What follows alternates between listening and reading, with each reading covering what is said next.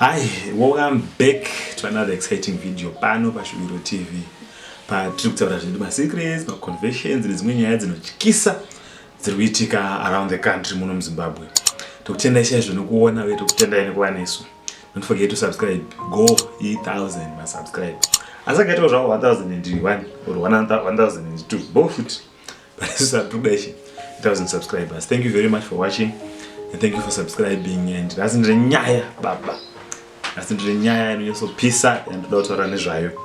Rega ndibva ndapinda munyaya yacho asi ndisati ndaipinda nganongomhurisa amai. Wife, say hi to the people. Hi. Right, mavanzo amai rega ndipinde munyaya yedu yanhasi yakanzi kuChipinge kune mumwe murume akaita accident. Akasangana nenjodzi zvikaonekwa kuti upenyu chaiwo hapasina. Pangosara kuti nguva yaMwari ikwane. Iye airwara aitaura ega kuti marwadzo, ndiri kunzwa marwadzo achiwedzera, handifunge ndikararama. Zvichiitika izvi, hama dzakazotanga kuunza vabatsiri kuti vazame kubatsira murume uyu. Chaitika ndechekuti murume uyu aiti pakauya mubatsiri, murwere aibva ati vanhu vese vabude mumba, aisada kubatsirwa pane vanhu. Aizosara achiudza vanhu miteuro nezvimwe zvaaipiwa kuti abatsirike. Murume uyu akazofa. Afa akasiya tsamba yakashamisa munhu wese payakaverengwa. Patsamba panga pakanyorwa kuti amai vakataura kuti vabatwa chibharo ka1 chete, asi ini ndakavabata kechi2, ndikazovabata futi kechi3. Pese apa havana kuzotaura. Ndati ndikuzivisei kuti ingozi yandakapara iyi inoda kuripwa amai vachiri vapenyu. Zvekuti amai vakabatwa chibharo vanhu vaisazviziva, asi vaizviziva asi vaisaziva munhu wacho akazviita, uye havana kuziva kuti pavakatobatwa chibharo vakabatwa kakawanda. Patsamba panga pakanyorwa zita remwana wese zvichinzi vanofanira kuripa, asi masiblings emufi akaramba akati handingaripe mhosva dzatisina kupara. Vaiti munhu akapara mhosva afa. Murume wekufa uyu akanyora nyaya yake achiudza vanhu kuti pane mhosva yakaitika ine ngozi inoda kuripwa.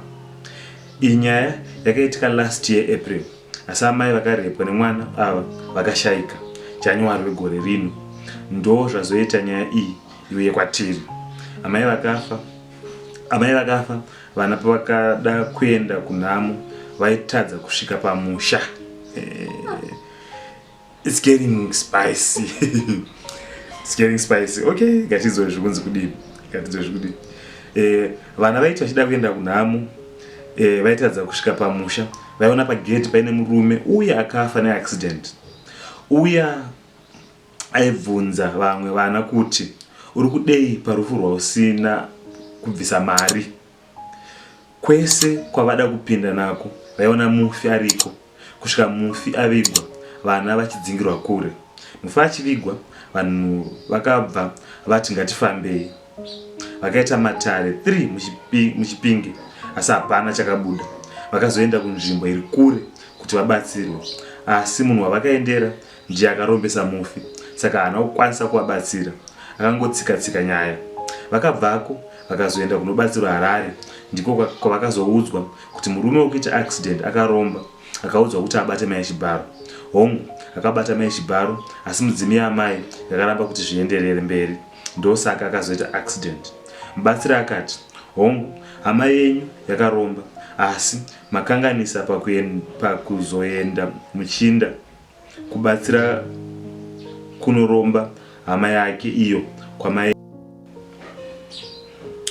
Munhu akavabatsira akavaudza kuti akavaudza zvese, vakatodzwa zvese, asi ngozi yaamai yaitoda kuripwa. Kana zvadaro dzimwe dzozofambirwa. Vakatodzwa kuti vaende kuhama dzamai, vanoudzwa kuti woripa sei. Murume wekuita accident uye zvakataurwa zvakare kuti mumba make mune mushonga uri mubox mumba make unoda kubviswa. Mubatsiri akati kuenda achinobvisa mufi uya akasimudza mashoko nechigaro.